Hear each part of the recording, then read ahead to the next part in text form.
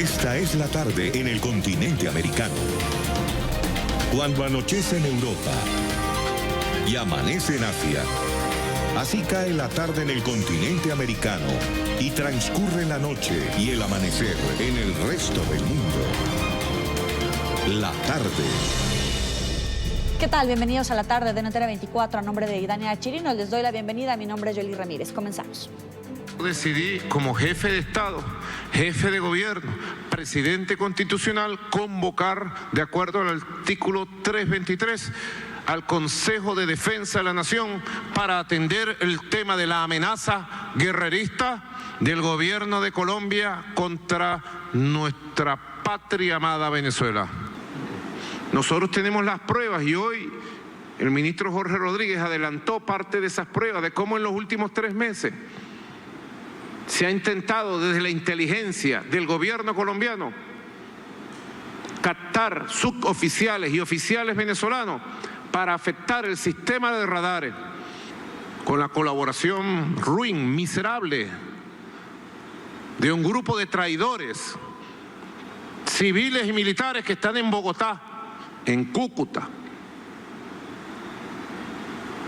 en la costa atlántica colombiana, y se han puesto como perros falderos al servicio del establishment de la oligarquía colombiana contra su propia patria, Venezuela. De la amenaza a la acción, estas son imágenes que nos llegan desde Venezuela. Se trata de vehículos y material bélico que el régimen de Maduro movilizó a la frontera con Colombia para los ejercicios militares que comienzan hoy. En el material obtenido por nuestra cadena aliada Noticias RCN se puede apreciar tanques, camiones y vehículos que llevan lo que serían misiles. Las imágenes fueron obtenidas en el estado Táchira. Mientras tanto, aumenta la tensión entre ambos países. Nicolás Maduro argumentó que el gobierno de Iván Duque reclutó a militares venezolanos para afectar los radares de defensa aérea, aviones y el sistema misilístico de Venezuela. En respuesta, la vicepresidenta colombiana Marta Lucía Ramírez envió un mensaje de calma a los habitantes de la frontera. Aseguró que la fuerza pública garantiza la soberanía y la seguridad de los colombianos. A tener la serenidad del caso, a saber que tenemos una fuerza pública suficientemente equipada, suficientemente capaz realmente de atender amenazas. Y yo sí creo que sería una insensatez de un tamaño tan descomunal que creo que nadie se atrevería a pensar que esa posible amenaza desde Venezuela sea una amenaza real. Sin embargo, aquí no hay que bajar la guardia. Nos acompaña Pedro Luis Pedrosa, oficial retirado de la Armada venezolana. Señor Pedrosa, gracias por estar con nosotros. Bienvenido a la tarde. Saludos, Yoli. Feliz tarde para ti y para toda la teleaudiencia de NTN a sus órdenes. Primero que nada, preguntarle, ¿es una amenaza real, una provocación o qué son estas palabras de Nicolás Maduro y este despliegue que vemos en la frontera colombo-venezolana? Bueno, yo creo que abordé este tema hace exactamente una semana con Idania Chirino. Lo primero que hay que precisar es que el régimen, la tiranía venezolana per se, es una amenaza para la región. O sea, lo que puedan hacer de ahí en adelante, si partimos de la correcta definición de que la tiranía venezolana es una amenaza, pues todo lo demás es consecuencia de la existencia de eso. Esté movilizando tanques hacia la frontera, que esté diciendo que en Colombia están reclutando gente y, bueno, lo primero que hay que preguntarse es si los tanques en efecto funcionan, ¿no? Porque lo que vemos son los tanques, bueno, yo no tuve acceso a las imágenes, pero supongo que ese traslado de tanques serán encima de unos chutos, de unos camiones que los desplazan hasta el sitio donde posteriormente van a ser desplegados. Que por cierto, no es por la frontera del Táchira el mejor punto de movilización de una brigada de blindados, ¿no? Entonces, lo que hay que partir es de la definición correcta. A lo largo de los últimos 20 años, en Venezuela, bajo el auspicio de la tiranía iniciada por Chávez y continuada por Maduro, se han instalado una serie de vicios que presuntamente existen en el territorio nacional, que en efecto son una amenaza. Que la amenaza es la Fuerza Armada venezolana, no estoy tan seguro, porque la Fuerza Armada venezolana en los últimos 20 años se ha dedicado a funciones que no son propias de la carrera militar. Pero sí, Maduro debe encontrarse sumamente seguro de lo que está haciendo, no por su Fuerza Armada, tanto extranacionales, ¿verdad? Hablemos de Rusia, China, Irán y otros países afines al proceso de la tiranía venezolana, y por sus alianzas extranacionales. Y de eso sabe muy bien el señor Juan Manuel Santos, ¿verdad? Que fue el felón que permitió que la FARC hiciera la operación de lavado de capitales más grande de la historia de la humanidad durante la felonía de 8 años. Y bueno, él siempre supo bien que esa gente se iba a mudar a Venezuela bajo el auspicio de la tiranía venezolana. Si partimos de ese hecho, ya todo lo demás es una amenaza. Le quería preguntar respecto a todo el equipo, el despliegue que hizo el madurismo en la frontera. ¿Qué es lo que vemos? ¿Son camiones, tanques, pero en realidad qué fuerza representa? Iba también al punto que usted ya abordó. ¿De verdad sirven? ¿Hay recursos económicos para financiar una ofensiva o una defensiva? Mire, el principal error que nosotros cometemos o vamos a cometer en el análisis de lo que está ocurriendo en Venezuela y su relación con el resto de la región es tratar de hacer un análisis en función de una mirada lineal de un conflicto entre estados. En Venezuela hoy confluyen una serie de fuerzas que están al margen del Estado. Lo que para Colombia es la guerrilla colombiana. Pedro, tengo que hacer una pausa, permítame. Tengo que hacer una pausa. No me despido de usted, deme unos minutos. Tenemos que ir con nuestra señal en Washington. A esta hora sale el canciller de México, Marcelo Ebrard. Ofrece una conferencia de prensa después de la reunión con el gobierno de los Estados Unidos. Vamos a escuchar. Nada que ver con lo que vimos ayer de CBP, que para nosotros es un tono inaceptable.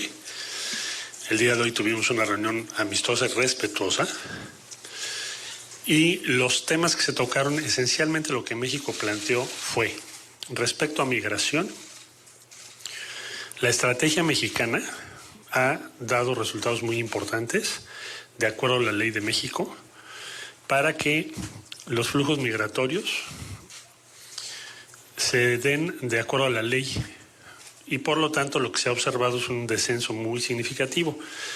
Recuerden ustedes que el flujo migratorio que registran aquí en Estados Unidos incluye mexicanos y personas principalmente de Centroamérica. En ambos casos hay una reducción principalmente en los que vienen de Centroamérica, que alcanza, si ustedes hacen esa separación, alcanza un poquito más del 70% a esta fecha. Y de los mexicanos, los mexicanos, también hay una reducción, pero de 7%.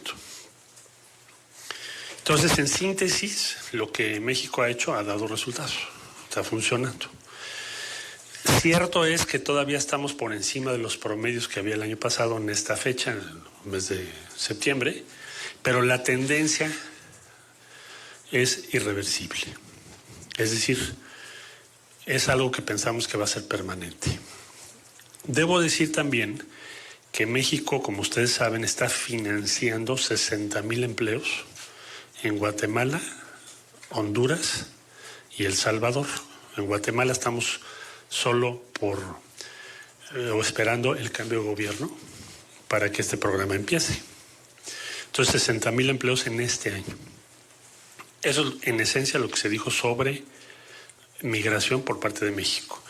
El otro tema que planteamos es que queremos congelar el tráfico de armas ilícito que va de Estados Unidos a México. Como ustedes saben, eso se lo habíamos dicho ya a Mike Pompeo. En julio se armó ya un grupo de trabajo en México con presencia de las agencias norteamericanas y el embajador de Estados Unidos en México. También habrá seguimiento a nuestra embajada acá en Washington, para cada mes dar a conocer cuántas armas tenemos registradas que provienen de Estados Unidos de manera ilícita. Son los dos temas que se trataron primordialmente.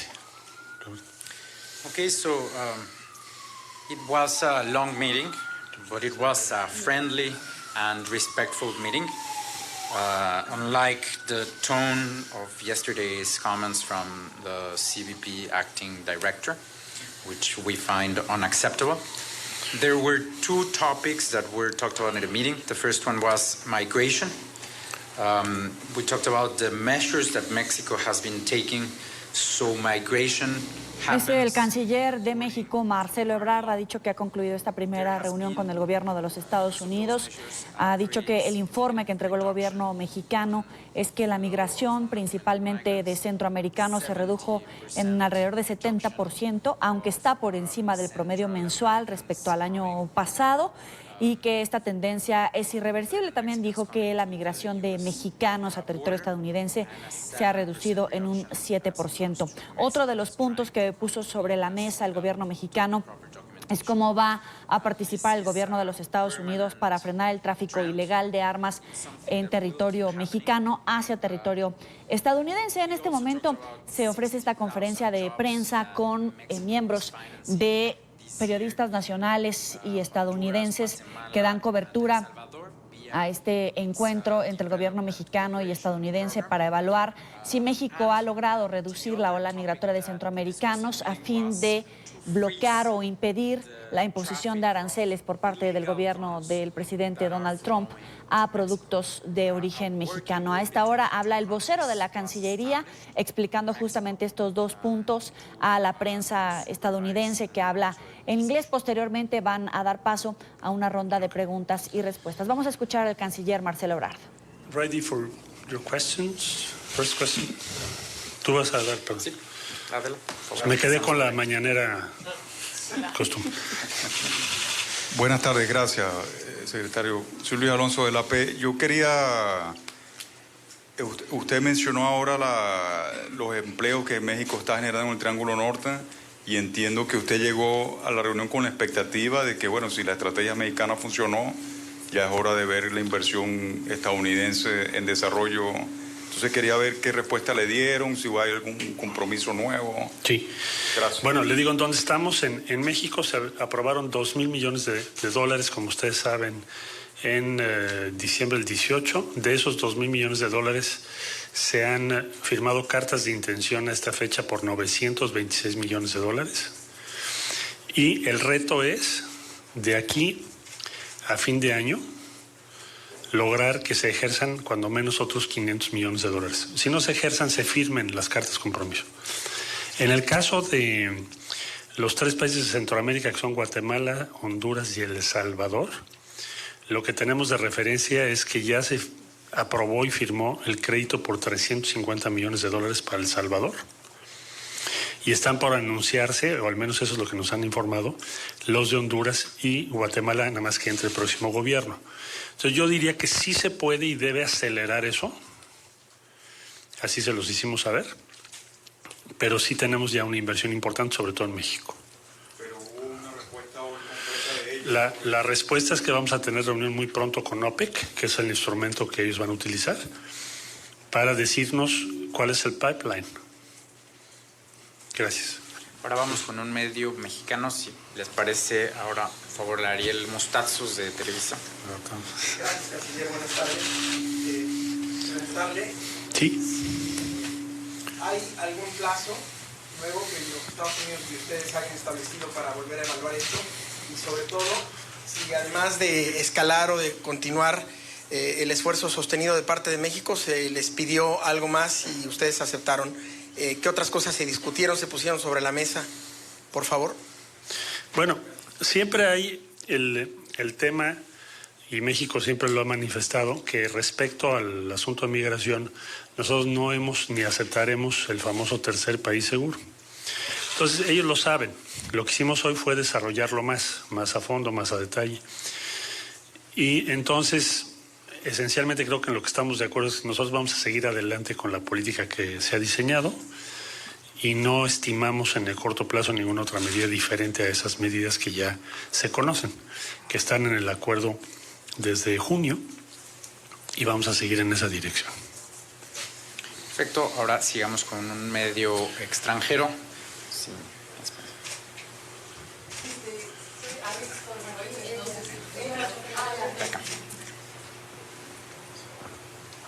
Canciller, buenas tardes. Emiliana Molina, de NTN 24.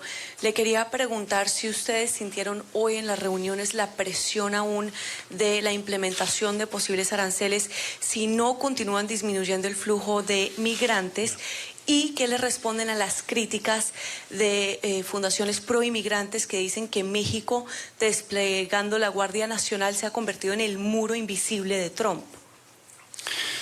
Mire, el despliegue de la Guardia Nacional es un plan que se anunció, tuvo el consenso de todos los partidos, se aprobó una reforma constitucional, tiene diversas funciones. Una de las funciones es respaldar al Instituto Nacional de Migración, pero tiene muchas otras: seguridad, patrullaje, protección, y eso es lo que está haciendo la Guardia Nacional, y así estaba ya programado. El despliegue de la Guardia Nacional va acompañado de otras decisiones de otras instituciones o instancias para que la frontera sur de México sí tenga la adecuada presencia institucional que no tenía. Ahora, eso es respecto a la Guardia Nacional. Dicho de otro modo, es una estrategia mexicana para su seguridad interna y para la protección de sus ciudadanos. No está diseñado en contra específicamente de nadie, ni de migrantes, ni de quienes se muevan dentro de la ley. Para quienes nos dicen, oigan, es que ustedes quieren ser o pueden convertirse en un muro en lugar del que está construyendo el presidente Trump, diríamos, bueno, México tiene toda una estrategia en el sur del país y en los 3 países de Centroamérica para demostrar una idea muy sencilla. Si se crean empleos, se va a reducir estructuralmente el flujo de migrantes, porque la migración, su origen es la pobreza y la inseguridad, esencialmente la pobreza. ¿Por qué para nosotros es muy importante los 60,000 empleos? Por lo que le acabo de explicar a usted. Entonces, vamos a demostrarles que con $100 millones podemos crear 60,000 empleos en un año. Para ponérselo en proporción, si Estados Unidos hiciera un esfuerzo proporcional, serían $2,000 millones. Y proporcionalmente serían 1,200,000 empleos. Entonces es lo que queremos demostrarles también. Ahora continuamos con Dolia Esteves. Sí, claro. Sí, ¿qué tal? Buenas tardes, canciller, embajadora y la delegación. Que yo quería preguntarle, hace unos minutos dio la Casa Blanca lo que le llaman aquí un readout, o sea, un resumen de la reunión que tuvieron con ustedes, y discrepan en el mensaje. Para empezar, no mencionan para nada el tema de las armas de fuego, que para ustedes, para la delegación mexicana, fue el tema clave. También dicen que la delegación mexicana estuvo de acuerdo en que hay que hacer reducciones mayores al flujo migratorio. Si es así, si lo puede confirmar, ¿está usted de acuerdo en las cifras que dio ayer el señor Morgan, en el sentido de que quieren reducir en 20,000 el número actual del flujo migratorio, y por otro lado la permanencia de los 25,000 efectivos de la Guardia Nacional que también están pidiendo? O sea, ¿podría usted ser mucho más concreto, canciller, en el sentido de lo que se acordó? Porque desde ayer ya nos dijeron los americanos lo que querían, y francamente su declaración inicial fue bastante general. Con mucho gusto. Mira, de armas les entregamos esto, ahorita les damos la copia. Esto es el origen de las, en colores, de las armas que ilegalmente están entrando a México y su relación con delincuencia. Esto se les entregó ahorita. Y aquí está lo que les planteamos. ¿Pero qué es lo que dicen? Entonces, hay un grupo binacional, acabo de decirlo ahorita, que ya se formó, que se va a estar reuniendo. La semana que entra arrancan trabajos. Están todas las agencias norteamericanas. Va a estar en México el embajador de Estados Unidos en México. Y inician sus trabajos para que, ¿cuál es el objetivo? El objetivo es saber cuántas armas al mes registramos que provienen ilícitamente de Estados Unidos. Hacer el trace para ver quién las vendió. Y luego también hacer la verificación en México de cómo entraron, porque también tiene que ver con aduanas, con otros sistemas. Entonces, ese trabajo, que yo sepa, nunca se ha hecho y nunca se ha estado reportando mensualmente. ¿Es esto?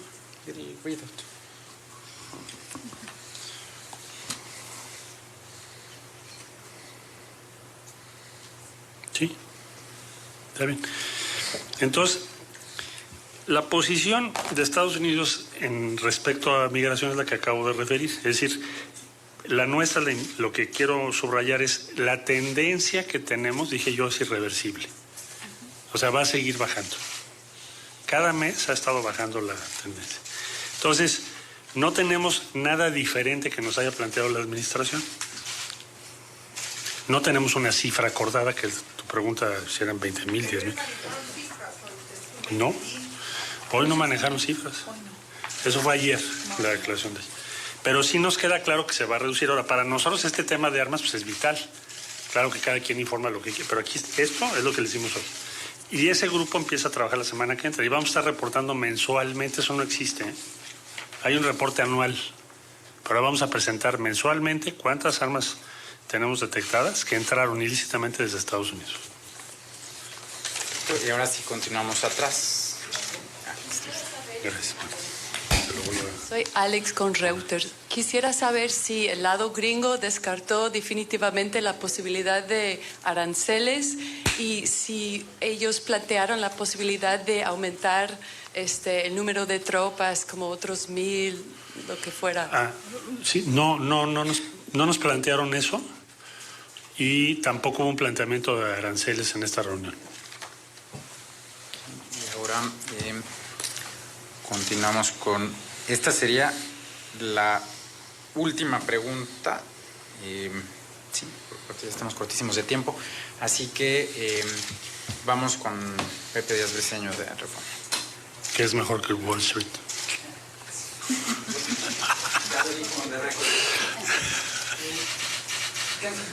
¿Nos podría describir el encuentro que tuvo con el señor Trump, las palabras que le dijeron, quién lo acompañó? Que nos describa si hubo algún compromiso de parte del presidente Trump de bajar su retórica, si hablaron del asesinato de 8 mexicanos en El Paso. ¿Qué ocurrió allí? Y una segunda pregunta. ¿Cuál es el despliegue de la Guardia Nacional respecto a temas migratorios? Ayer el señor Morgan habló que ellos querían que siguiera el mismo nivel. ¿Es esto algo que ustedes pueden garantizar, 25,000 de aquí en adelante? Bueno, yo explicaba, empiezo por lo segundo y luego lo primero. Yo explicaba que el despliegue de la Guardia Nacional es permanente. Te recordarás que se presentó, que está distribuido en todo el país, tienen sus, digamos, zonas de trabajo y eso va a ser permanente. La obligación de la Guardia es, por ejemplo, ahora están revisando vehículos.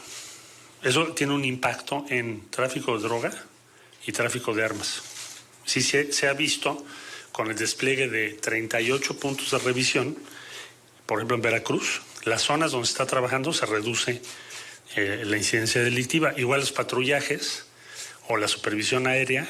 Entonces, digamos que las funciones de la Guardia son permanentes y muchas se suman. Quien tiene la responsabilidad directa pues, es el INAMI, y el INAMI cada vez está avanzando más en su reorganización estructural. Igual que va a pasar con la Comar, que hoy vi un apunte tuyo sobre el presupuesto. Nosotros los vamos a apoyar vía Fondo México para completar su presupuesto, porque sí tienen una presión muy grande. Tienes razón en eso.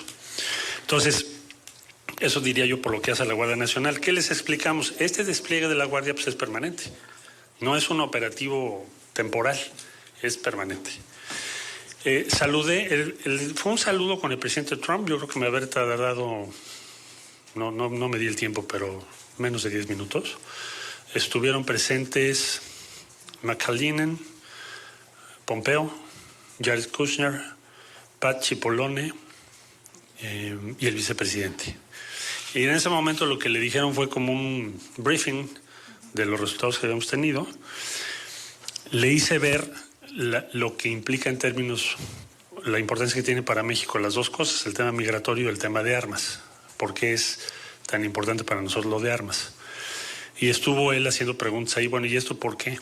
Varias cosas. Aproveché esos minutos para plantear, por un lado, que el resultado de las cosas que estamos haciendo ha sido muy importante, y por el otro, ¿por qué nos importa a nosotros tanto el tema de armas?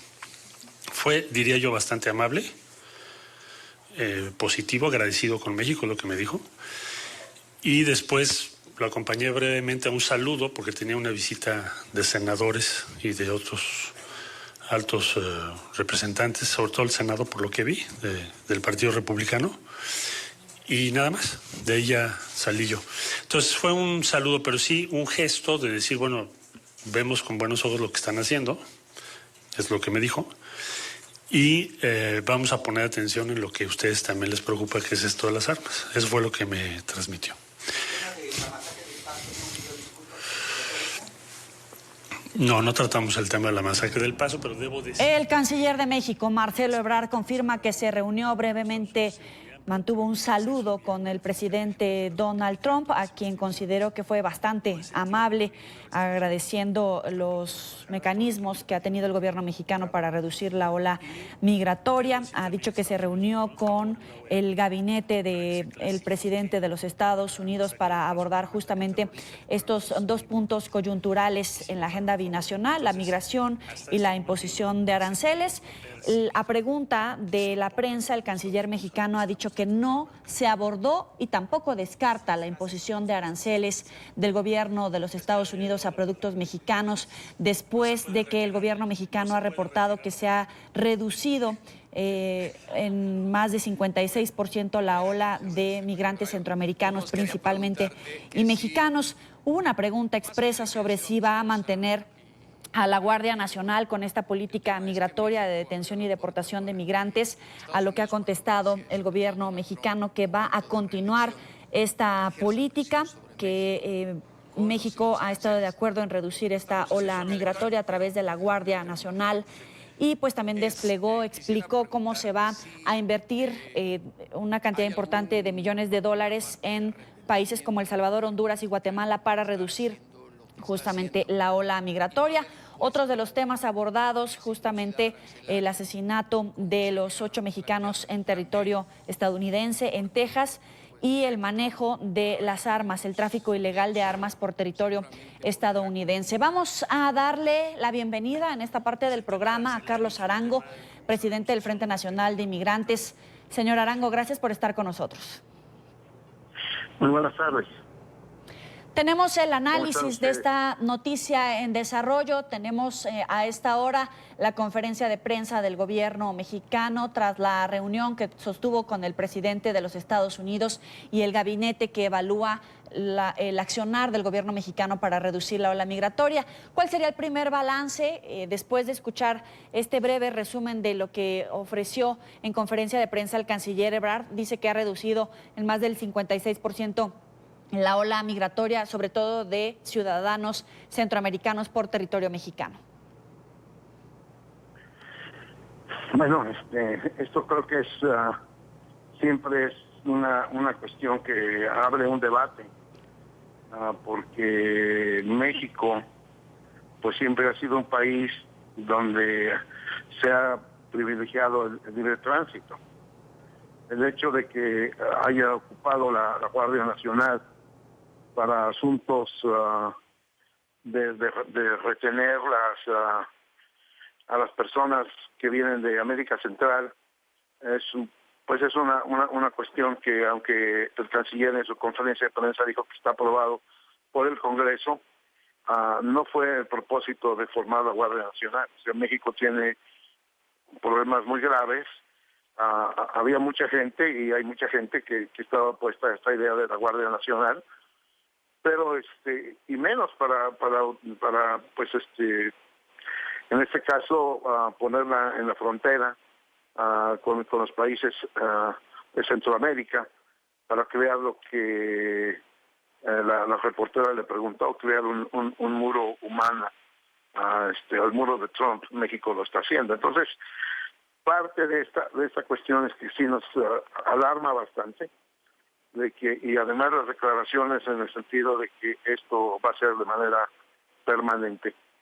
O sea que de manera permanente México va a estar utilizando la Guardia Nacional para evitar que los migrantes de América Central y pues el Caribe principalmente vengan hacia México.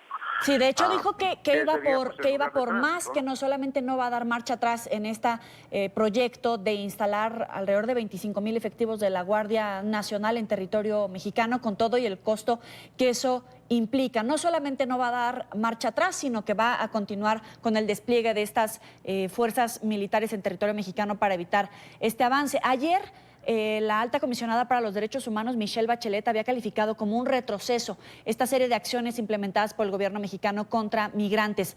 A su parecer, ¿México no tiene de otra para evitar los aranceles? ¿Tiene que seguir en esta ruta o por el contrario, hay otros vías y el gobierno mexicano ha decidido seguirle la jugada al presidente de los Estados Unidos? Lo segundo, en efecto, el gobierno mexicano ha decidido seguirle el juego, porque sí habría otras medidas, y especialmente porque si el gobierno de Trump pone aranceles a los productos mexicanos, va a tener eso un impacto muy grande en la economía estadounidense, y serán los propios estadounidenses los que recriminen a Trump por ese tipo de acciones, porque muchos de los productos que vienen de México son consumidos ampliamente en Estados Unidos por no solo los mexicanos, sino por los ciudadanos estadounidenses, o sea, por los anglosajones y los afroamericanos. Entonces, en realidad, plantea una cuestión de buscar la salida más fácil, que es la salida represiva.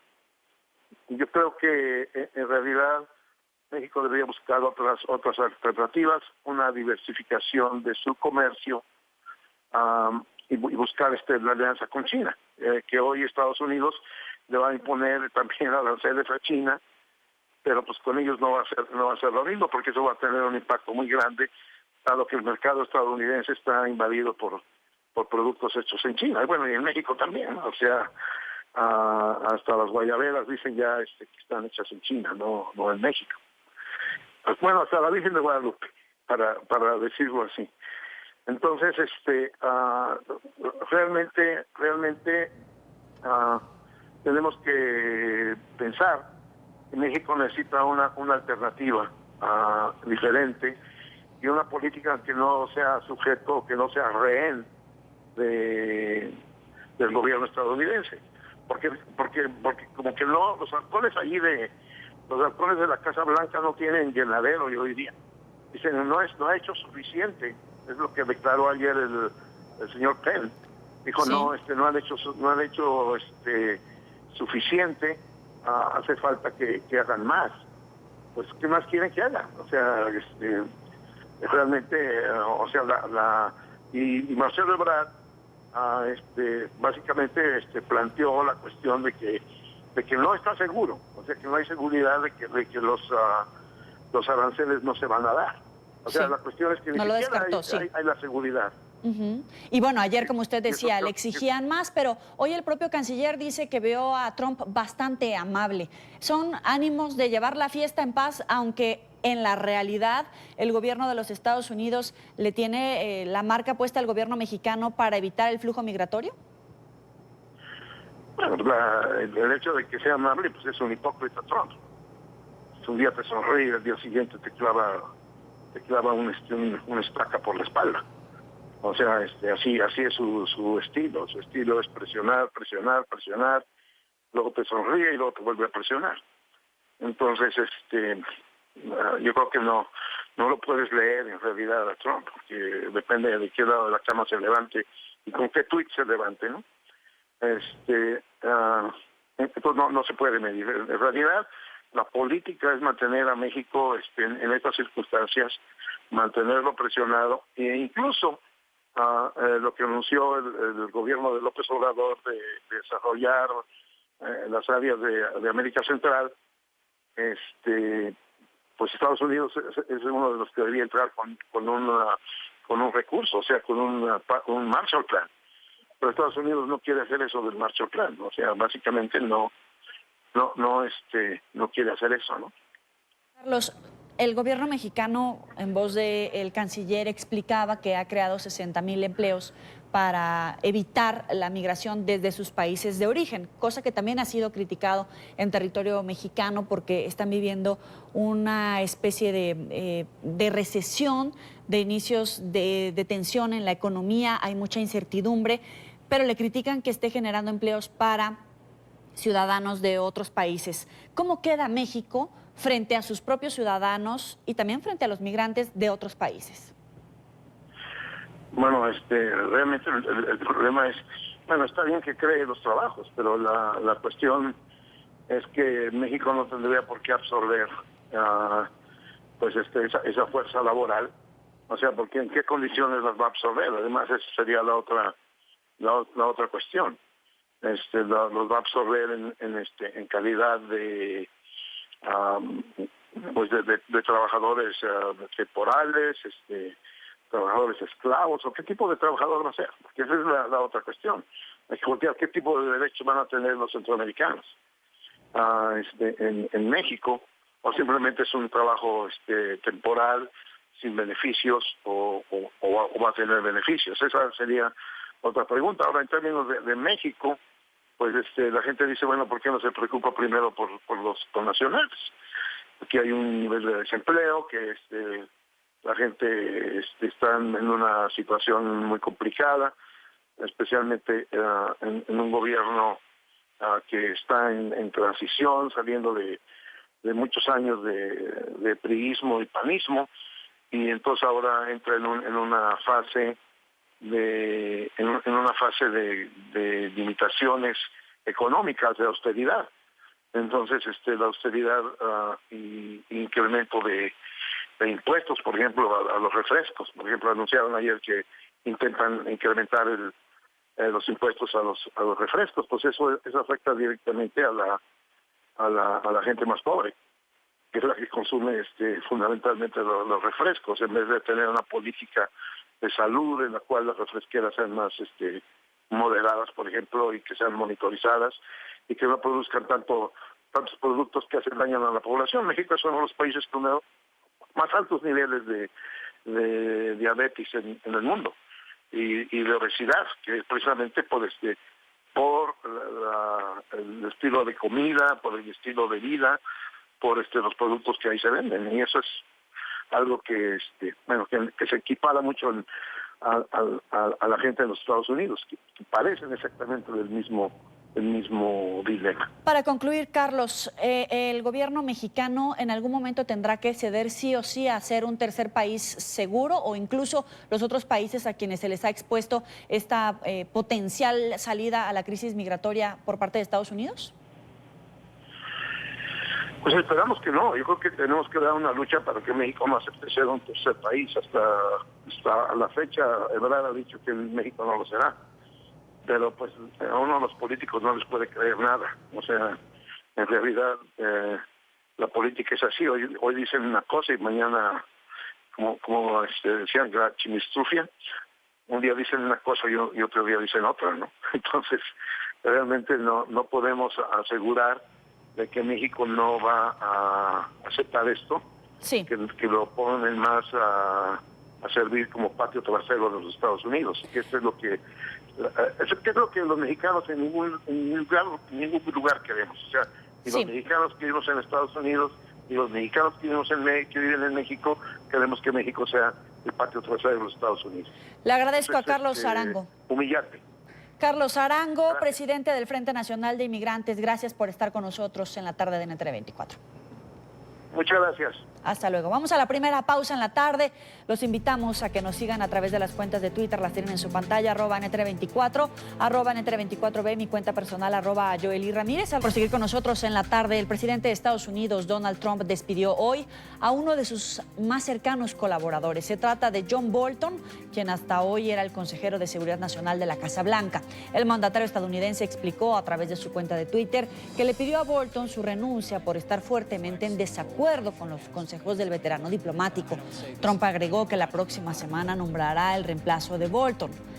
El funcionario ha sido embajador de Estados Unidos ante las Naciones Unidas y fiscal general, entre otros cargos. De hecho, a través de su cuenta de Twitter, informó que él había sido el que había presentado su renuncia ayer y que mañana daría una respuesta a esta noticia. Bolton ha jugado un papel clave en la política exterior de la Casa Blanca frente a Venezuela, Irán y Corea del Norte. Hubo muchas veces que el embajador Bolton y yo no estuvimos de acuerdo, eso es seguro, pero eso es cierto para muchas personas con las que interactúo. Mi misión, que siempre es asegurarme de que mientras dirijo el Departamento de Estado, es entregar la diplomacia de Estados Unidos y trabajar con el equipo, ya sea del Tesoro o del personal del presidente, para asegurarnos de que obtenemos buenos resultados. Sé que todo el mundo ha hablado de esto durante mucho tiempo. Definitivamente había lugares en los que el embajador Bolton y yo teníamos diferentes puntos de vista sobre cómo debemos proceder. El presidente Trump también tiene derecho de elegir a quién quiere tener en su equipo de trabajo. En esta parte del programa nos acompaña César Grajales, director de Libre Initiative en el estado de Florida. Gracias por estar con nosotros. Bienvenido. Gracias por la invitación. Primero que nada, un cruce de versiones. Trump dice que lo corrió y Bolton dice, yo entregué mi renuncia, mañana vamos a hablar. ¿A qué se debe? Bueno, en este caso, yo creo que sí vamos a ver, este es un caso de él dice, ella dice. Es muy difícil saber en realidad en este momento quién tuvo el primer paso, quién tomó el primer paso en este caso. Lo que sí se veía venir era esta despido o renuncia del consejero nacional. Se había escuchado desde hace mucho tiempo en muchos círculos cercanos al presidente que habían, digamos, discrepancias en la forma de ver la política exterior en el caso de Bolton y el presidente. Yo creo que eso, sin duda alguna, llevó a esta terminación, a esta decisión al día de hoy, que reitero, no se sabe a ciencia cierta si primero el presidente lo despidió o si el señor simplemente Bolton renunció la noche de ayer. Había diferencia respecto a Corea del Norte, Irán, la reunión con los talibanes. ¿Cuál podría haber sido la gota que derramó el vaso? Porque había anunciado una conferencia para hoy y minutos antes Trump anuncia esto en su cuenta de Twitter en medio ya de este anuncio a la conferencia. Mira, varias cosas importantes que entender con relación a la posición de un consejero de seguridad nacional. El consejero de seguridad nacional no es una persona que es designada, digamos que en este caso confirmada por el Senado, sino que es alguien que el presidente contrata y digamos que usa a su placer en términos de aconsejar o asesorar al presidente en decisiones con relación a política internacional. Pero en ese caso, habiendo dicho eso, también tiene que ser alguien que se alinee un poco a lo que el presidente que hay de turno, a la agenda que tiene el presidente de turno. En este caso, el presidente Trump ha tratado, primero que todo, de retirar las tropas de Afganistán o tratar de eliminar o terminar esta guerra que ya lleva 18 años en Afganistán y habemos gastado ya $1 trillón en esa guerra. Y segundo, las conversaciones, como lo mencionaste, con la gente de Al Qaeda, de los talibanes y también este acercamiento que ha tenido con Irán y esta posible conversación que va a haber con los directores del presidente de Irán. Entonces yo creo que en ese aspecto con Bolton se separa la visión de Bolton de lo que el presidente quiere y eso no funciona porque, reitero, un asesor, digamos que debe de seguir la misma línea del presidente, pero en ese aspecto de tratar de asesorarle en esa agenda que él tiene, no tener visiones tan diferentes porque en ese caso chocan y puede suceder lo que vemos el día de hoy. Bolton abonaba por quitar a los dictadores, sobre todo, por ejemplo, en países como Venezuela. Regionalmente, ¿qué puede esperar América Latina y puntualmente Venezuela, sobre todo en estos días de este clima político tan álgido? Bueno, el presidente se ha abstenido, digamos, de mandar lo que algunas personas han abogado, en el caso de Venezuela, tropas al país de Venezuela y tratar de intervenir allí militarmente. El presidente, como lo vimos la semana pasada, continúa con sanciones fuertes a Venezuela y tratar de presionar de manera económica para que el régimen de Maduro caiga y este gobierno de Guaidó pueda tomar el gobierno y llamar a elecciones nuevamente. Yo creo que lo que pasa ahorita en la región con este cambio, no sé qué va a suceder exactamente, pero sí creo que más allá de Bolton, hemos visto que en la parte por lo menos de Venezuela y Colombia, con la nuevamente guerrilla de las FARC retomando las armas, el ELN, aparentemente estos dos grupos en la parte de Venezuela, yo creo que ahí va a generarse va a seguir esta tensión. Estados Unidos y el presidente Trump no creo que va a tomar una decisión de mandar el ejército para tratar de contrarrestar esto y ayudar a que Guaidó tome posesión rápidamente y control del gobierno. Yo creo que por lo pronto lo que se espera es ver quién va a ser designado nuevamente como consejero de Seguridad Nacional. Yo creo que esa es la próxima tarea del presidente y como lo mencioné el día de hoy, lo vamos a ver la próxima semana. Pero este es el tercer consejero de Seguridad Nacional que queda fuera. Hay muchos cambios en el gabinete que parece que no le asusta al presidente Donald Trump. Pero si lo vemos desde afuera en el concierto internacional, ¿cómo se interpreta? Bueno, en este caso sigue Mike Pompeo, que es parte de todo este grupo de seguridad nacional. Yo creo que no hay una desestabilización como tal, reitero. John Bolton tenía una visión, digamos, muy diferente a la que tiene el presidente con relación a continuar guerras que ya han llevado muchos años, reitero, como la de Afganistán, 18 años. Yo creo que el presidente en este caso tal vez va a tomar la decisión de encontrar un consejero que tenga esa visión de tratar de resolver conflictos internacionales de una manera, digamos, con sanciones y evitando guerras prolongadas como las que tenemos ahora. Y esperemos que esa persona que elija sí pueda durar por lo menos lo que queda de la presidencia, y si el presidente es reelegido, pues que continúe con ese cargo y al final del día ver cómo esa política internacional no solamente mejora, digamos, la visión de la percepción de Estados Unidos a nivel internacional, sino cómo continuamos mejorando el concierto de los países, evitando guerras y tratando de ayudar a los países que salgan adelante sin tener que tener intervención militar. Para la prensa estadounidense parece que puede ser una buena noticia porque lo califican como un halcón conservador tradicional, pero otros advierten que puede haber peores. ¿Cuál es la baraja de posibles sucesores de Bolton? Ahorita muy difícil saber quiénes podrían reemplazarlo. Al final del día es algo que el presidente tiene la decisión y tiene toda la libertad de elegir a ese nuevo consejero de Seguridad Nacional. No tiene que pasar por ninguna confirmación del Senado. El que sigue ahorita como interino es Charles Kupperman, que es el que estaba con John Bolton. Ese posiblemente salga porque es muy alineado con la visión de John Bolton, pero posiblemente también de los nombres que se han escuchado está el enviado de Estados Unidos a Corea del Norte, Stephen Biegun, y el coronel retirado del ejército de Estados Unidos, Doug McGregor. Esos dos nombres se han barajado por allí, pero esperemos que eso sea al final del día con el presidente, pues no se sabe a ciencia cierta y él ya lo reiteró, la próxima semana va a decidir quién va a tomar esa posición permanente. Si tuviéramos que hacer un balance de los aciertos y desaciertos de John Bolton, ¿cómo lo explicarías? Mira, yo creo que los choques fueron muy grandes. Yo creo que en el caso del presidente, la insistencia de poder retirar de Afganistán las tropas y tratar de terminar esta guerra que ha sido tan costosa en vidas y en dinero, yo diría que ahí hay un choque muy grande. Yo creo que es un desacierto de querer continuar esa guerra. John Bolton estaba abogando para que se continuara esa guerra. Y en el caso pues, de Venezuela, John Bolton estaba llamando a que quizá haya una intervención militar allí.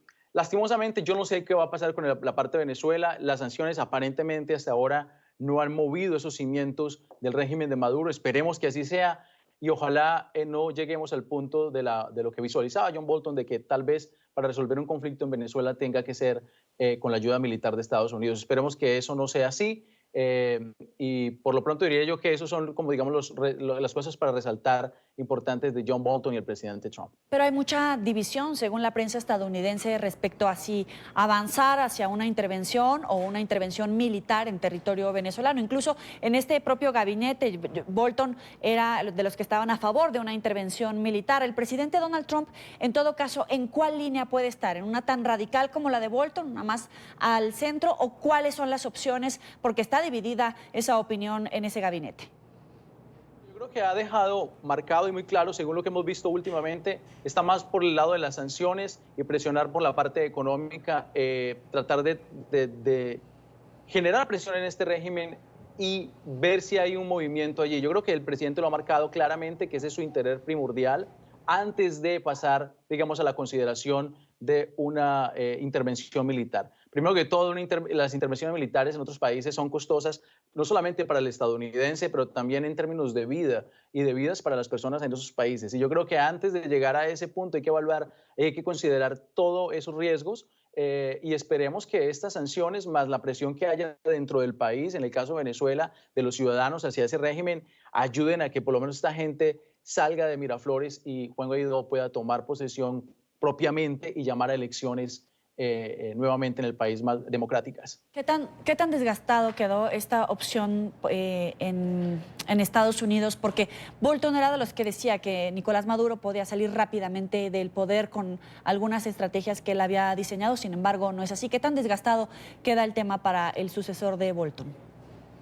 Obviamente aquí en Estados Unidos y sobre todo lo veo en la comunidad venezolana, hay una ansiedad, un deseo de que suceda algo pronto en Venezuela, pero obviamente, y reitero, es importante tener precaución y cautela en cómo tomar esa decisión y manejar, por lo menos Estados Unidos, cómo jugar como país garante de esa transición en ese país sin tener que inmediatamente llevar a la intervención militar. Obviamente el exasesor Bolton tiene una visión, digamos, más militar de resolver los conflictos internacionales. Sí. Y en el caso del presidente Trump recientemente, pues él ha mostrado a través de las decisiones que ha tomado específicamente con Venezuela, que tiene un deseo más de una parte diplomática y explorar las posibilidades de sanciones económicas antes de llegar a ese punto final de la intervención militar, y lo mismo que vimos en Corea del Norte.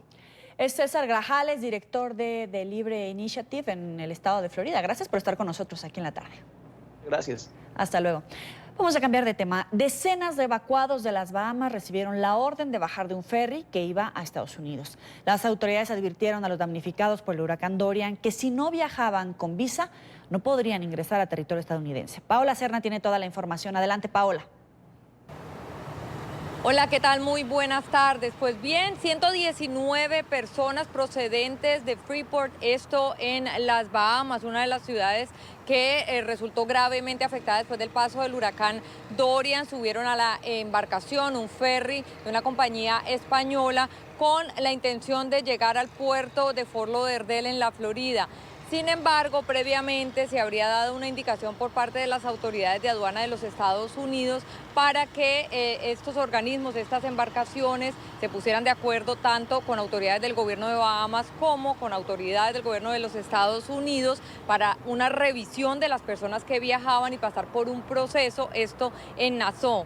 No se realizó dicho proceso y lamentablemente todas estas personas debieron evacuar nuevamente la embarcación que los traería a los Estados Unidos. La compañía se disculpó pues por no haber tenido el proceso legal para realizar el abordaje de todas estas personas. Por supuesto, han habido reacciones dentro de la comunidad de Bahamas, aquí en el sur de la Florida, y también el presidente Donald Trump indicó que espera que se realicen unas medidas más minuciosas, ya que no todas las personas pueden venir de Bahamas. Dijo que habían muchas personas incluso que pudieran representar un riesgo para la seguridad nacional. Debemos tener cuidado. No quiero permitir que personas que se supone no deben estar en las Bahamas vengan a Estados Unidos. Hay muy malas personas, algunos miembros de pandillas y traficantes de drogas. Podrían ser más indulgentes, ayudarlos lo más posible. Perdieron todo, mis familiares están allá. Si se le da protección allá, mucho mejor, yo creo, ¿verdad? Que si ellos vienen hacia acá. Es demasiado, es una isla grande, así que sí, hay muchas personas en necesidad, todos deberían unirse, porque podría ser otra isla también, podría pasar aquí en los Estados Unidos, así que yo creo que todo el mundo debería unirse y ayudar. Personas inocentes, niños inocentes. Muchos de los empleados trataron de contactar a sus familias, pero la señal no era muy buena. Muchos de ellos han encontrado a sus familias, muchos están bien, por supuesto sus casas no están allí más, pero seguimos nosotros con nuestras oraciones por ellos y pedimos que sigan donando. Casi desde el inicio de esta tragedia de Dorian en Bahamas, los senadores de la Florida, Marco Rubio y Rick Scott, comenzaron a solicitar al gobierno federal que se disminuyan los requisitos para otorgar los permisos de salida de aquellas personas víctimas de este huracán que tengan familiares en los Estados Unidos. Sin embargo, hasta ahora este procedimiento no se habría dado. La información desde Miami, soy Paola Serna para NTN 24. Gracias, Paola. Vamos a dejar la Florida y vamos ahora a Nueva York. Otra crisis de salud pública genera preocupación en los Estados Unidos. Hoy aumentó el número de fallecidos por complicaciones respiratorias asociadas al consumo de cigarrillos electrónicos. Las autoridades sanitarias del país urgen al público a dejar de usar los vaporizadores.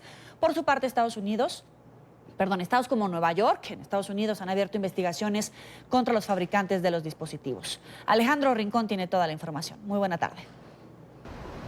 Hola, feliz tarde para todos. Cifras de la Organización Mundial de la Salud indican que ha crecido enormemente la popularidad de los cigarrillos electrónicos. En el año 2011 se tenía registro de 7 millones de usuarios a nivel global y en la actualidad se cuentan 35 millones de personas que utilizan este tipo de artefactos todos los días. Pero estos dispositivos populares están ahora en el centro de atención de las autoridades sanitarias, al menos aquí en los Estados Unidos. Esto después de que en el transcurso de 2019 se hayan reportado una serie de fallecimientos relacionados con el uso de este tipo de elementos. Hoy, las autoridades sanitarias del estado de Kansas confirmaron el fallecimiento número 6 por complicaciones respiratorias relacionadas al uso de los cigarrillos electrónicos.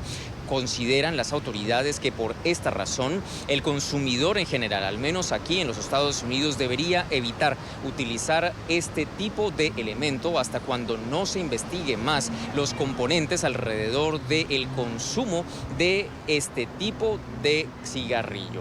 Aquí en el estado de Nueva York, entre tanto, se han tomado ya medidas alrededor de esta causa. A continuación escucharán ustedes al gobernador Andrew Cuomo, quien abrió formalmente una investigación alrededor de las compañías de cigarrillos electrónicos.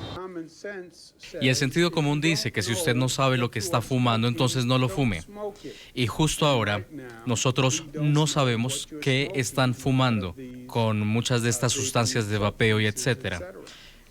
Primero, el Departamento de Seguridad ha empezado una investigación en algunas de estas compañías que producen sustancias de vapeo para encontrar exactamente qué tienen.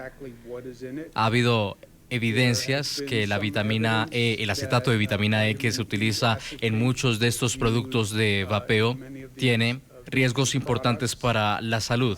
Entre tanto, NTN 24 ha podido establecer que las autoridades locales de la ciudad de Nueva York están investigando una serie de casos de reportados dentro de pacientes que pudieran estar llegando a complicarse justo por el uso de estos vaporizadores.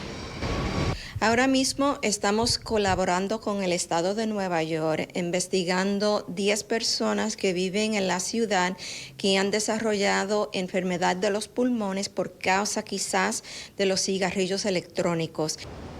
Entre tanto, la Administración de Seguridad en Drogas y Alimentos de los Estados Unidos, conocida como la FDA, ha dado un plazo de 15 días a la compañía Juul, por ser la más popular y la que más consumidores tiene ahora mismo, para que presente un plan de mitigación y sobre todo de riesgo, de alerta al público sobre el peligro que al parecer representa actualmente el uso de estos dispositivos. Es todo lo que tenemos para ustedes por ahora. Continúen con más en la tarde. Gracias, Alejandro. Vamos a una nueva pausa aquí en la tarde al regreso. Gracias por seguir con nosotros en la tarde. Avanzamos. El gobierno interino de Juan Guaidó dio un paso al frente que podría abrir las puertas para que la comunidad internacional intervenga en la crisis política venezolana. Solicitará la activación del Tratado Interamericano de Asistencia Recíproca, TIAR, en la OEA por el respaldo del régimen venezolano a grupos terroristas en Venezuela. Y el enviado especial de la Casa Blanca para Venezuela calificó como preocupante el apoyo del régimen de Nicolás Maduro a narcoterroristas. Elliot Abrams aseveró que las disidencias de la guerrilla de las FARC se encuentran en Venezuela y dijo que su presencia en este país es muy peligrosa. Destacó que si decidieran atacar en la frontera, Colombia reaccionaría y en ese caso Estados Unidos apoyaría al gobierno de Iván Duque.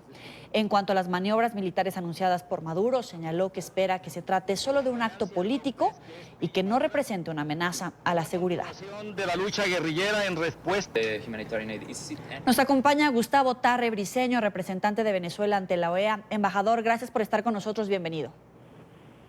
Muchísimas gracias, Yoli. Primero que nada, ¿qué significa este paso que da adelante el gobierno del presidente interino Juan Guaidó?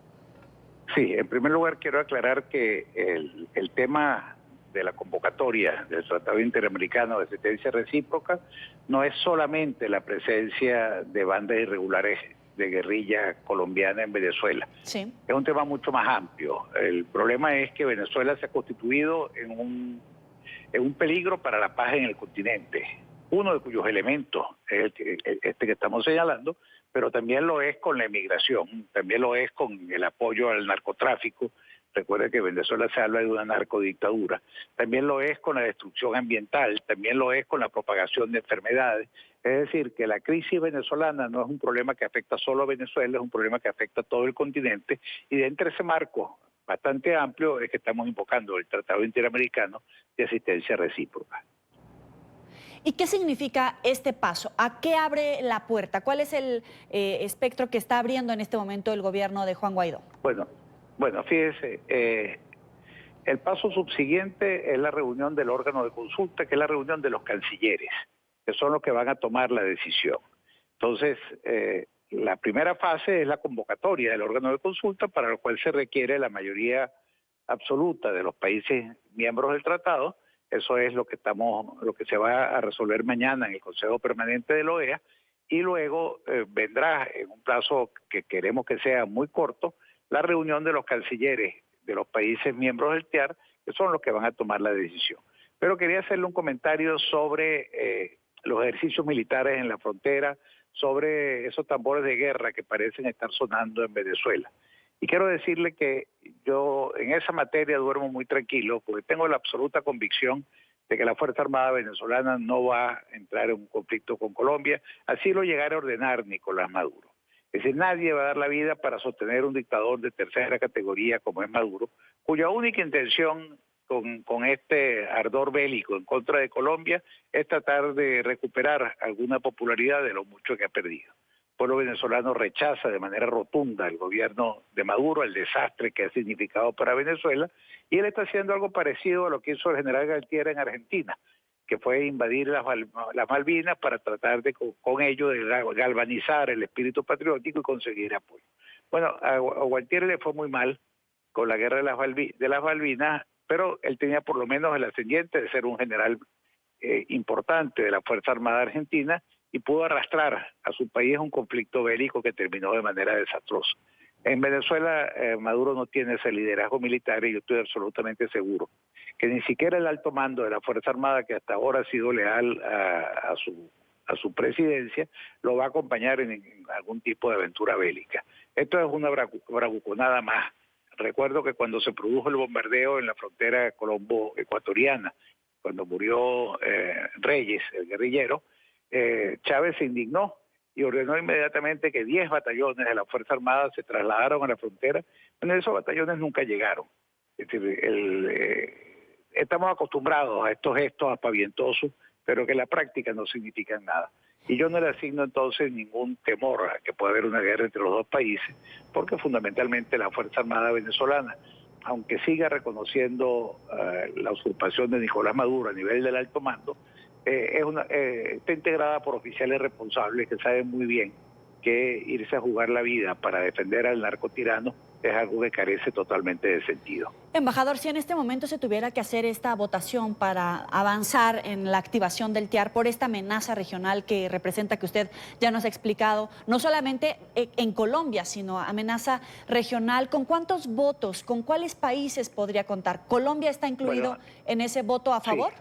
Bueno, absolutamente, Colombia ha sido de nuestros aliados más fieles y tenemos un inmenso agradecimiento al gobierno del canciller, al gobierno del presidente Duque, al canciller Jorge Trujillo, y en el caso específico de la OEA, al embajador Alejandro Ordóñez. Es decir, hemos tenido en ellos un apoyo total y estamos muy agradecidos, y hemos ido construyendo una mayoría. Es decir, cada país tiene su visión del problema, tiene sus propios intereses, tiene sus propias realidades políticas, y todo esto hay que tomarlo en cuenta para llegar a tomar la decisión. No es lo mismo la forma, o no es igual la forma como Colombia está afectada por la crisis venezolana a como pudiera estarlo El Salvador, que está muy lejos. En consecuencia, cada país obedece a dinámicas distintas, y lo que se trata es de construir consensos e ir proponiendo soluciones que puedan contribuir a la salida de Nicolás Maduro y que tengan el apoyo de la mayoría de los países del hemisferio. Abrams dice que la activación del TIAR en la OEA no significa que habrá una acción militar. Y le quiero hacer una pregunta en dos sentidos. Por un lado, si están garantizados los votos para hacer esta activación del TIAR, y la segunda, si no es la vía militar, entonces, ¿cuál es la ruta a seguir por parte del gobierno de Juan Guaidó? Bueno, fíjense, en primer lugar, 11 países firmaron la convocatoria, hace falta 10 votos, es decir, que estamos, digamos, tenemos una cierta holgura, pero de todas maneras yo acostumbro celebrar las votaciones una vez que se produzcan y una vez que se contaron los votos. Tenemos 11 países respaldando, necesitamos 10 votos, pero volvemos a hablar mañana después del Consejo Permanente. ¿No nos va a adelantar cuáles países, embajador? Pues, los países que firmaron la carta, es decir, la carta fue firmada, estoy hablando de memoria, por Colombia, por Estados Unidos, por Brasil, por Venezuela, por El Salvador, por Nicaragua, por Guatemala, pero Nicaragua no es miembro del tratado, por Honduras, por República Dominicana, por Haití, quizás se me escape alguno, pero esos ya están. Que estoy citando memoria, ellos firmaron la carta y bueno, tenemos la esperanza de que la votación se produzca y salga bien mañana. Pero hablamos de resultados de votación, yo hablo después de los votos, no antes. Claro. Y en relación a las declaraciones del enviado especial Elliot Abrams, de los enviado especial americano para la crisis venezolana, él lo que está señalando es que en este momento no está planteando una invasión militar, no está diciendo que está condenada para siempre. Cuando nosotros invocamos el tratado, pues el artículo 8 del TIAR establece una gama de opciones, una de ellas es la fuerza militar y nosotros no excluimos a priori ninguna y tenemos la convicción de que poco a poco, en la medida en que la situación venezolana lo vaya exigiendo, van a surgir una gama de respuestas que en este momento quizás no estén planteadas. Ahora, la opción militar es rechazada por varios sectores, quizás solo apoyada por los más radicales. ¿Cuáles son los peligros de esa opción militar? Bueno, hay muchas formas de actuar militarmente. Yo no quiero adelantarme mucho sobre el tema, porque eso le corresponde a los cancilleres. Entonces, la gente a veces piensa que una opción militar es una invasión de infantes de marina yanqui que desembarcan en un sitio. Y eso esa no es la única opción. Hay muchas maneras de utilizar la fuerza, utilizar lo que se llama en derecho medidas coercitivas, pero esa es la materia que van a tratar los cancilleres una vez que se reúnan y yo no quiero tener el atrevimiento de adelantar qué es lo que ellos van a decidir. Ahora, Colombia va a denunciar al régimen de Nicolás Maduro por amparar a terroristas en la Asamblea General de la ONU. ¿Qué tan viable es conseguir el apoyo internacional? Bueno, no, y el canciller Olmé Trujillo habla mañana en la OEA con el mismo planteamiento. Sí. Y la OEA tiene una resolución del Consejo de Seguridad, la resolución que creo que es 3373, estoy casi seguro, a lo mejor me equivoco con el número, en la cual se condena a aquellos estados que prestan su territorio a grupos irregulares para agredir a otro estado. Y eso es exactamente lo que está haciendo Venezuela. A estos disidentes de la FARC y al ELN los ha recibido Maduro como una especie de huéspedes de honor. Han circulado documentos en los cuales se evidencia que la Fuerza Armada Venezolana ha tenido instrucciones de dejar circular libremente esos guerrilleros, que hay atentados terroristas que se han preparado en contra de Colombia, desde el suelo venezolano. Es decir, allí Colombia tiene un caso muy sólido y Maduro se encuentra en una posición muy débil porque ha hecho de Venezuela un refugio para narcoterroristas. Ahora, Venezuela podría tener un asiento en el Consejo de Seguridad de la ONU, el régimen madurista. ¿Se puede hacer algo para evitar que Maduro tenga acceso a ese asiento, a ese voto potencial? No, a Venezuela no le toca en este momento pertenecer al Consejo de Seguridad. Te recuerdo que el Consejo tiene miembros permanentes, que son Estados Unidos, Francia, Inglaterra, China y Rusia. Son los 5 miembros permanentes y hay otros miembros que se rotan. En este momento Venezuela no está en el Consejo de Seguridad. Ahora, regresemos a la crisis, a la tensión en la frontera colombo-venezolana. Usted hace rato decía que era una bravuconada, pero ¿cómo debe de reaccionar tanto el gobierno de Juan Guaidó como el gobierno del presidente colombiano Iván Duque? Porque muchos están alertando que es una bravuconada, que no se debe de poner atención, pero pues también el madurismo quiere ganar atención con esta tensión que le está poniendo a la frontera. ¿Qué debe de hacer país y país, aparte del madurismo, justamente para no caer en esta provocación? Bueno, el presidente Guaidó está muy claro y ha hecho un llamado a la Fuerza Armada venezolana para que no participe en esta jugarreta que solo tiene un objetivo, que es tratar de prolongar la vida de la dictadura venezolana. El presidente Duque ha tomado la determinación lógica de cualquier país frente a esta amenaza de agresión.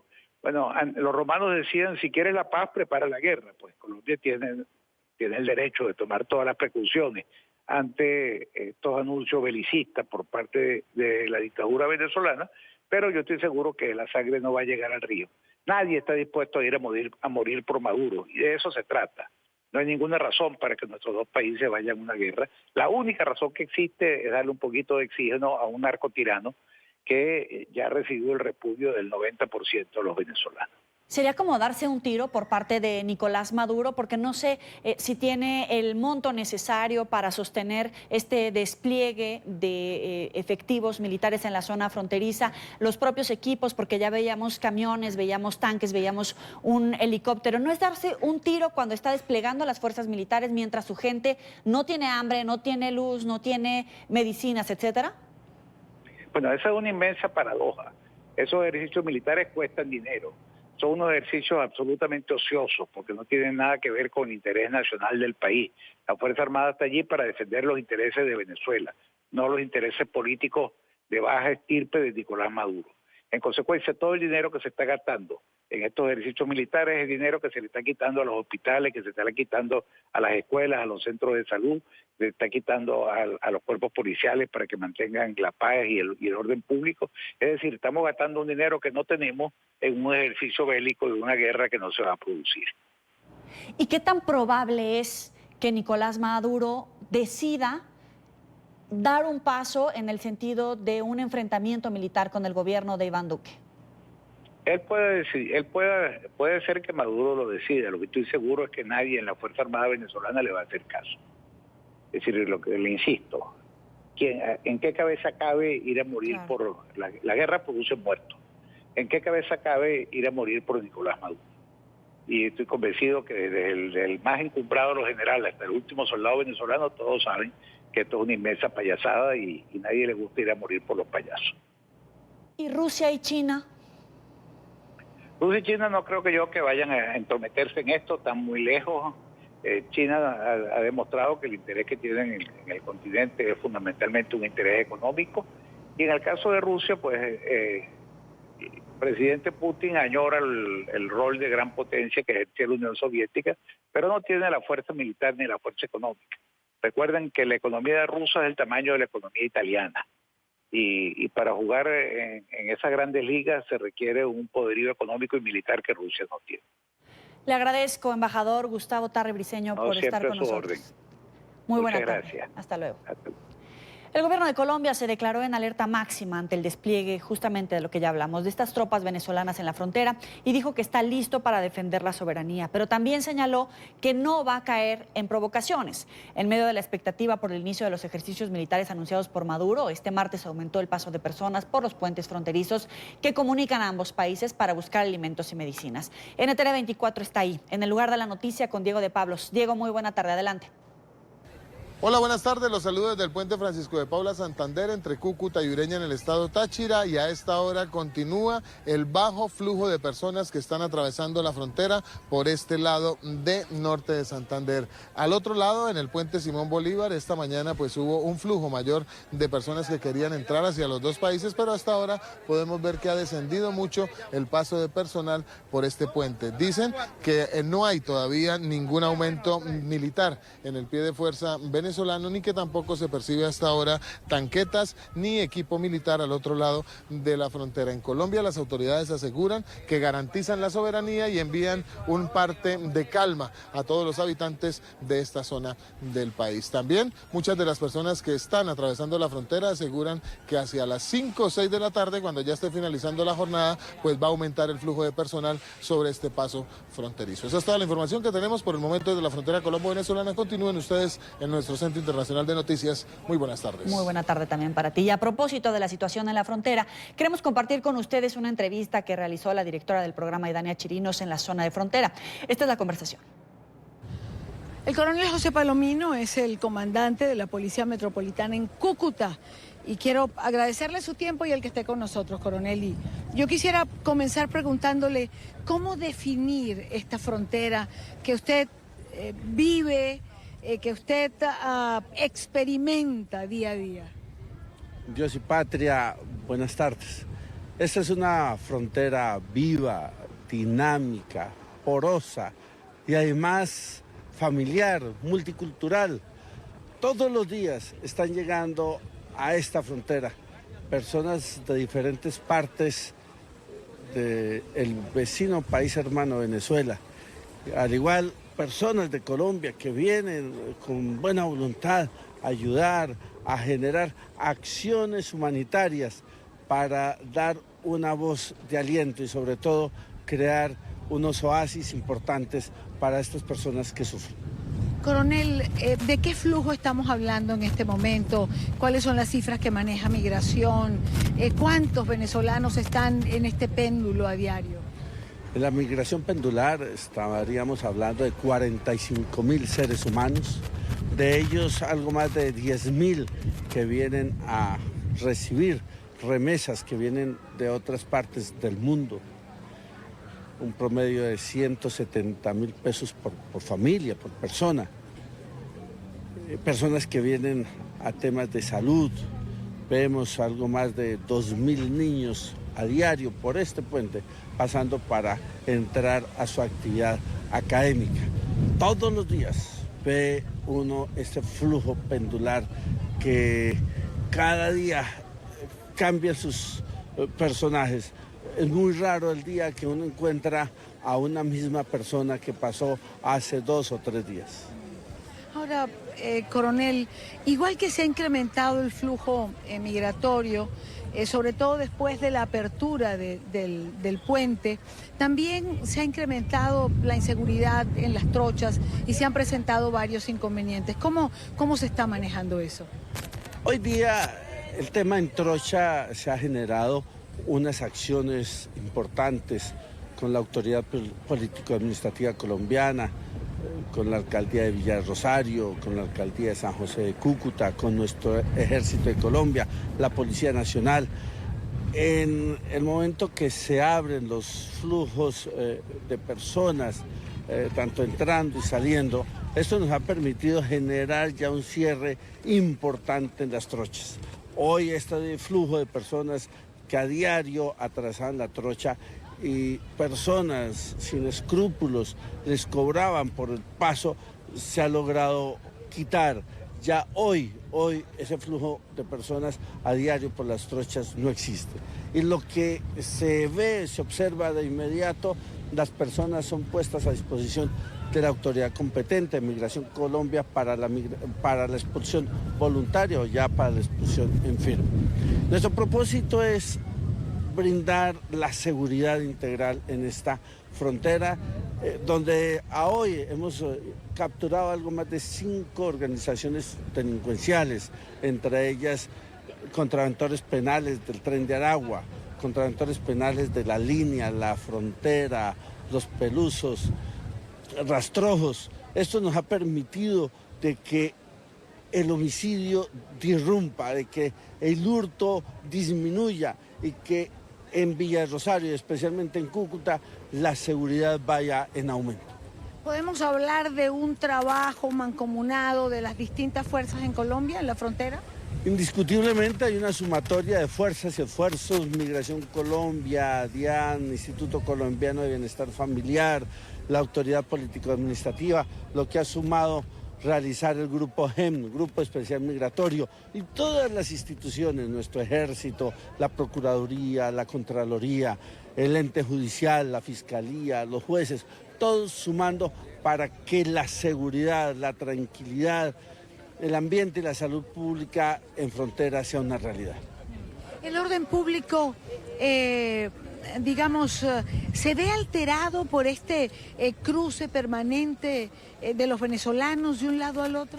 Sí, indiscutiblemente, el aumento de personas que están llegando, la migración pendular, más sí ha sido fundamental el control de saber quién está ingresando. Todo el que ingresa por el puente ingresa identificado, requisado, sabemos quién está ingresando. Esto es de importancia y sobre todo de que la misma ciudad se ha ido organizando para atender las necesidades de quienes llegan sin que la ciudad Cúcuta presente desorden superior, que se presente situaciones de afectación a la convivencia.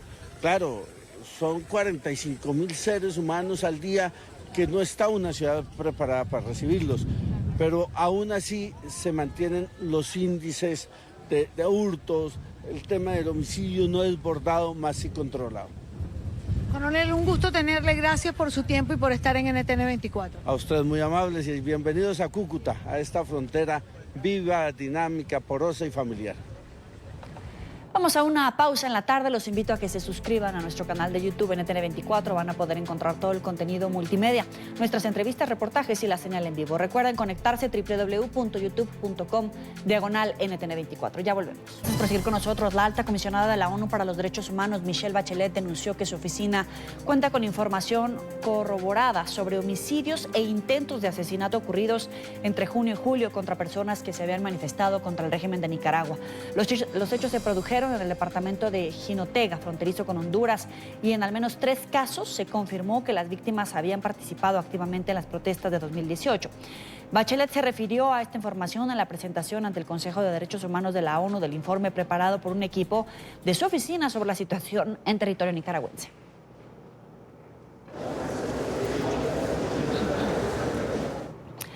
A esta hora está con nosotros Marlene Sierra, directora ejecutiva del Centro Nicaragüense de Derechos Humanos. Gracias por estar con nosotros. Muchas gracias por la oportunidad de poder brindar. Primero que nada, ¿cuál es el balance que hace de este informe entregado por la alta comisionada de Derechos Humanos? ¿Está completo? ¿Fue justo en la medida de la crisis que se atraviesa en territorio nicaragüense o quedó a deber? No, realmente el informe refleja el conocimiento de la causa, el compromiso que ha tenido la oficina de la alta comisionada de la ONU en todo este acompañamiento que ha venido brindando a los y las nicaragüenses para que se conozcan las verdaderas violaciones a los derechos humanos que se cometen a diario. Porque la represión, el hostigamiento, las agresiones, las detenciones arbitrarias no cesan. Esos son prácticamente el día a día e inclusive la militarización de las ciudades. Entonces, por eso tanto consideramos que ha sido muy acertada la valoración que ha hecho la alta comisionada ante la gravedad de los hechos que estamos viviendo. Ahora, ¿cuáles delitos pueden ser corroborados de estos que habla Michelle Bachelet? Bueno, todo lo que ha sido la violación a los derechos a la vida, o sea, las personas que han sido asesinadas, nosotros como Centro Nicaragüense de Derechos Humanos, desde abril hemos venido documentando y seguimos documentando los casos como los que mencionaba, los 3 hechos ocurridos, sobre todo con la familia Matamoros en el lado de Jinotega. De igual forma, toda la represión que se vive en cuanto al derecho de manifestación, el derecho de la libertad de asociación, por ejemplo, en el caso de las 9 organizaciones a las que nos fue quitada la personería jurídica, incluyéndonos a nosotros, no se nos ha regresado, siguen siendo usurpadas nuestras oficinas, siguen siendo, están en posesión de la policía y no hay ningún vestigio que nos pueda decir que va a haber un cambio en esa situación. Todo lo contrario, vemos cómo las formas de represión, que aunque se trata de dar a conocer por parte del gobierno a nivel internacional que aquí todo está volviendo a la normalidad, la verdad es que no existe ninguna normalidad. Por ejemplo, hemos visto ya 2 días consecutivos y ha sido una práctica permanente el asedio a la Universidad Centroamericana, UCA, ¿verdad? Ya el día de ayer ya la militarización fue mayor, o sea, todas las entradas y salidas a esta universidad están totalmente militarizadas e inclusive hasta haciendo uso de la canina. Entonces, son evidencias claras de la persecución, de la amenaza, de la agresión, los testimonios que hemos recibido de parte de las personas que fueron privadas de libertad. Ayer casualmente a la hora de intervenir, hoy en la mañana, al intervenir el señor Balda, decía que que no habían habido periodistas detenidos, y ahí mismo enfrente, en el mismo lugar, estaba Lucía Pineda Urbao, estaba Miguel Mora, que también estuvo detenido por muchos años, y habían varios de los jóvenes que son expresos políticos que estuvieron y permanecieron dentro de lo que es las instalaciones de la Dirección de Auxilio Judicial, conocida como el Chipote, donde hay numerosos testimonios de personas que han sido víctimas de tortura. Quiero preguntarle, después de toda la información, los testimonios, las pruebas que tienen ustedes, que tiene ya la Alta Comisionada para los Derechos Humanos, ¿cuál es el camino hacia organismos internacionales para poder pasar la hoja y llevar a un proceso de sanción al régimen nicaragüense? Nosotros consideramos de que ojalá realmente el gobierno recapacite y tome en cuenta, por ejemplo, las 14 recomendaciones que salían en el informe el mismo día de hoy, que lo presentaba la Alta Comisionada, así como la serie de recomendaciones que se han dado, digamos, a lo largo de todos estos años. Pero hay espacio todavía para la reflexión después de año y medio, donde no solamente no ha dado un paso atrás, sino que sigue cometiendo violaciones a los derechos humanos, represión, violencia. ¿Hay espacio para la reflexión? ¿Todavía hay fe en el gobierno de Daniel Ortega? No, la verdad es que no hay una falta de voluntad política. Digamos, la lucha del pueblo, y lo ha venido demostrando, es una lucha pacífica, es una lucha, digamos, de que todavía considera de que se pueda lograr incidir un cambio, y por eso la esperanza de que a nivel internacional, o la presión internacional, haga ceder o sus mismas estructuras, sus mismas bases, realmente comiencen a entender de que lo que aquí ha habido es una represión, una violencia gubernamental. No ha habido ningún intento de golpe de Estado, como lo ha querido señalar. En tanto, no hay enfrentamientos. Lo que ha habido es una lucha pacífica del pueblo. Y justamente, aunque no hay una voluntad política expresa de parte del gobierno, ¿verdad? El gobierno, digamos, el pueblo continúa esperanzado a que sí se pueda sentar, llevar a un diálogo, ¿verdad? Pero un diálogo que realmente sea incluyente, donde estén todas las representaciones de la sociedad civil, y no al diálogo que él pretende llevar a la mesa. Le agradezco estos minutos para la tarde de NTN 24, Marlene Sierra, directora ejecutiva del Centro Nicaragüense de Derechos Humanos, por estar aquí con nosotros. Muy buena tarde. Muy buenas tardes. Muchas gracias. Hasta luego. Vamos a una pausa. Buenas noticias en México para la conservación de la vaquita marina, una especie en inminente peligro de extinción. Los científicos han explicado que las acciones emprendidas desde el gobierno para la preservación de esta especie han generado buenos resultados tras el avistamiento de 6 ejemplares durante una expedición. Esas son vaquitas marinas. Fueron vistas entre el 19 de agosto y el 13 de septiembre durante una expedición en el Alto Golfo de California, en el noroeste de México. El avistamiento da nueva esperanza para el futuro de la marsopa más pequeña del planeta, de la cual, según investigadores, podrían quedar menos de 30 ejemplares. La vaquita marina es una especie endémica del Golfo de California, pero es víctima de la creciente caza ilegal de totoaba, cuya vejiga natatoria es un manjar codiciado en China. La vaquita queda atrapada en las redes de totoaba y muere ahogada. Según los científicos que integraron la expedición, ver a las 6 marsopas demuestra que hay que seguir protegiendo la especie. Así llegamos al final de la tarde por hoy. Recuerden seguirnos en las cuentas de Twitter y también de Instagram, @NTN24 y @joelyramirez.journalist. Ya está listo Jefferson Beltrán con el programa La Noche, e inmediatamente después los esperamos en el informativo de NTN24. Pásela muy bien.